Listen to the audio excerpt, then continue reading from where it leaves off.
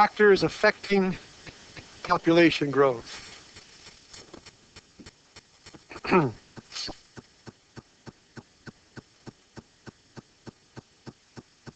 All right, so basically we're talking about all the things that affect whether a population is going to grow, whether it's going to decline, and if it does grow or decline, what kind of growth and decline. So basically what we have are two main categories. Biologists love to put things into categories. It really doesn't matter what category the factor is in. What matters is that the factor is accounted for in your calculations. But we like to make all of these little sort of definitions. So a density-dependent factor is something that depends on, obviously, the population density. So what this means is if the population density increases, the effects of this factor also increase. And of course, if the population density decreases, then the effects of the factors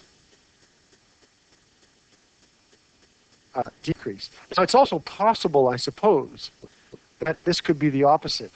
It's possible that it could be an increase and a decrease in the effects.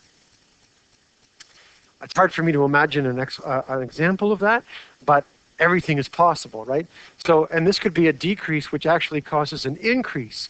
The point is not whether it's increase or decrease. The point is that changing the density of the population somehow changes whether or not these factors are as effective as they normally would be. So it basically just means that wiggling around this changes the effectiveness of these factors in some way, whether it makes them increase or decrease. So here are some examples then of things that would be density dependent. Competition for resources. Obviously, if you have an increasing density, then you're going to have increasing competition, right? The more population you have, the more the competition for resources like food, water, competition will go up. So in a large population, this will have a very significant effect, whereas in a small population, it will have probably a minimal effect. Make sense? Now, there's two kinds of competition that you can have, and one is sort of a little bit tricky. One is called intra-specific. That means competition within your own species. So you're competing with others of the same species.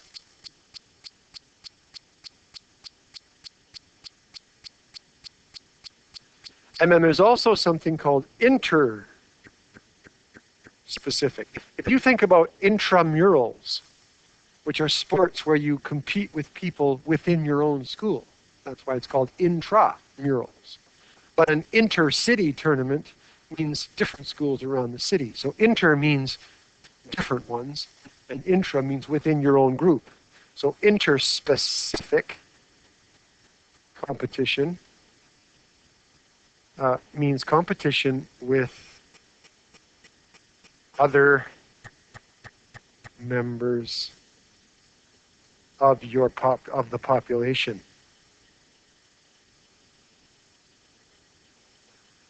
Right? Competition with other members of the population. Interspecific. Yep, I can go up a little bit.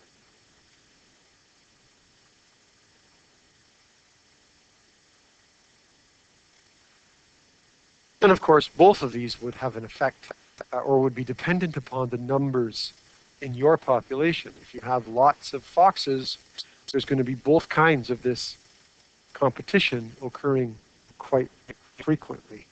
But if you have fewer foxes, then it would be less. Predation is another one. Now, in your handout, a situation where they have a bunch of snakes in an area, and they're trying to get rid of the snakes because they've been introduced. They have no natural predators, and their population is skyrocketing. So what they've done is they've put a bounty on the snakes, which means that anybody who kills a snake gets money, $10 a snake or $5 a snake. And so what that means is that in a way that's like it's like predation, right? It's a hunting method. Putting a bounty on there increases the number of people who want to go hunting. But of course, at first, everybody would be getting snakes because there's lots of them. But as you kill them, the population number drops, which means that it'd be harder and harder to find any snakes to kill. So the effects of the bounty would be lessened as the population goes down. So predation can mean being eaten by tigers, but it can also mean it can mean hunting as well. One of the tricks of managing populations for natural resources is to make sure that sport hunting doesn't deplete populations more than they can recover from, and keeping those equilibriums. So predation is obviously a factor that is sort of density dependent. Okay? And then there's all kinds of other things that we could write here, but they're sort of subcategories of these two things. Crowding, disease, right? Anything that's going to increase. Disease is another one. I should put that one in, even though your textbook doesn't really mention disease or whatnot. And there is an interesting thing that happens, which is related to this, because it happens when population is low. So when the population drops, you get something called the Ali effect. And what this means is basically it's usually what happens. Usually, when populations are high, that's when factor effect becomes high. So think about it. Competition gets, when you have lots of numbers, competition is high. When you have lots of predation, or when you have lots of numbers, predation gets high. If you have lots of numbers, disease gets high. All right? But what this does is it's actually a reduction. So the Ali effect is something that happens when the population becomes too low. And then you have a reduction in the factor. So the best example I can give of this is a population that doesn't have a minimum number of breeding individuals. If the population gets so low, then, as you know, in order for healthy populations to grow, there has to be genetic diversity, and there has to be a significant number of breeding individuals. One of the things they're having a lot of trouble with, or have had over the last few years, is the panda bear in China. Panda bears were on the endangered species list. They were hunted for all kinds of reasons. And they've been trying to reintroduce the panda. But the problem is it's not as simple as having one boy and one girl, and then you can do it. Because often what happens is you get situations where that breed won't be successful. They found with pandas it was very hard to get them to breed in captivity. So the stresses of being captured and being in human captivity were affecting the ability of them to breed. And so what that means is you don't have enough, you can't make it work. The other thing is, in a small population, you get too close of a genetic complement, right? There's not enough diversity. So what that means is that any specific problems with that genetic genome are going to be passed on through all the population, and they're all going to carry these kinds of things. So the Ali effect is the opposite effect. It's basically describing, now that I think about it, it's describing these red arrows, right? When the population drops and the effect goes up. So that would be a good example of a situation where that happened, where you have just too few breeding individuals. The textbook talks about the great auk, which is a big bird. It was easily caught, kind of like the dodo, right? And essentially what we're basically saying is that there exists a minimum viable population size. Viable means that it will continue to work, essentially. It will live, it will survive. Okay, viable could be survivable, could be put in there. Um, Viable also means that it not just only survives, but it also survives to be able to reproduce itself, right? So a minimum viable population size, and if you get anything below that minimum, that's where the Ali effect would come into play, and it would actually cause you to have decline in populations. So that's what that would be. I think there was an example of on the chart or in the handout. There was an example of a population of something. I forget what it was, but they had not enough females or not enough males in the population. If you have a population that's skewed with too many boys, not enough girls, again, you can't get the proper reproduction to happen. So that would be an Ali effect. Even though the population is reasonably high, the population of males versus females could be lower than the minimum needed. Okay, density independent.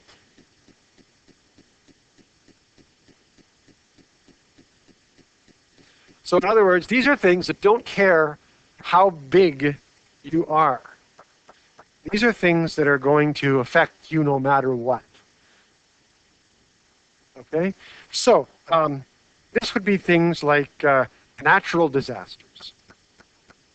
If a volcano hits, it's basically indiscriminately wiping things out. And it doesn't matter if there's 10 of you or 1 of you or 1,000 of you. When the lava comes, you're all basically dead, right? So there's that. Climate changes or climate deviations, ice ages, droughts, things that would affect everybody pretty much equally.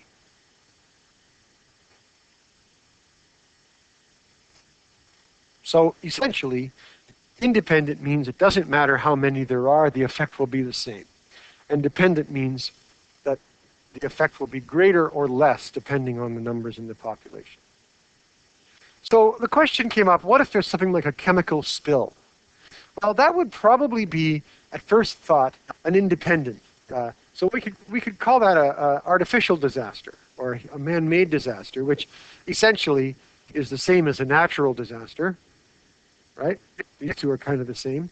So a chemical spill would probably kill everybody the same. However, like everything in biology, these are not definitive. So the chemical spill could be independent and kill them all. But obviously, if you think about it, the more there are in the population, the more likely you would be to be exposed to the chemical spill. Right? So the chemical spill, I guess what you could say is if the chemical is basically hitting everybody, then yes, it would be independent. But if the chemical spill is in a certain area and it's selective in who it hits, it might be a density dependent factor as well. So you can always take all of these with a grain of salt. Remember, what they're doing is they're trying to get you to learn generalized concepts, and there is a lot of overlap, right, and a lot of interplay. So don't worry too much about that stuff. Okay, so I forgot to record there. We talked about mutualism. Mutualism, both benefit. Commensalism, one benefits, the other is indifferent. And then we have parasitism. I put parasitic there. I should probably change that to parasitism. One benefits and the other loses. There's a detrimental effect. So we were talking about bees and flowers for mutualism. The bees getting the nectar from the flowers and the flowers getting their sperm in the pollen transferred from flower to flower. So there's a dual benefit. Commensalism is a little harder to see. There are situations where certain cattle that graze will have birds that hang around the cattle. The birds are basically just hanging around because as like say an elephant or a wildebeest or a cow even, As they walk around through the grass, they're disturbing insects. And the insects are jumping or flying out of the way. And the birds are just reaping the benefits of that. They're just in, this is a great place to find insects, because they're being stirred up by the animals. The big animals that are grazing really don't seem to get any benefit from this. Now, there's always an overlap. In some cases, some of these birds will actually land on the animals and eat and peck at their skin and take things like parasites and mites and things off of them. So that's a whole different issue. So it could be that it's kind of all together, right? What started this? Why did those first birds start landing on rhinoceroses and picking at their skin? Maybe because originally it was a commensalism where they were just hanging around getting the bugs that were being stirred up by the rhino. And then it evolved into, hey, there's also bugs on the rhino. How great. And then, so you can see how there's always a little bit of give and take or play. And then parasitism, we can think about a tapeworm that lives in your gut. It's absorbing nutrients from your digestive system, and it's really not doing anything for you. In fact, because of it, it's possible that you're losing nutrients, right? It might be doing damage. Other worms, like hookworms and pinworms and things like that, can get into your system, and they can hurt you. They can migrate and literally find their way out of your intestines and stomach and move into muscles, move into your heart. There's a thing called a heartworm that dogs are prone to, and the worm goes in through the digestive tract, finds its way to the heart, and can literally kill the dog eventually. So those are the kinds of things. And I'm sure in grade 9 you talked about these things. I'm pretty much 100% sure that you would have discussed all that.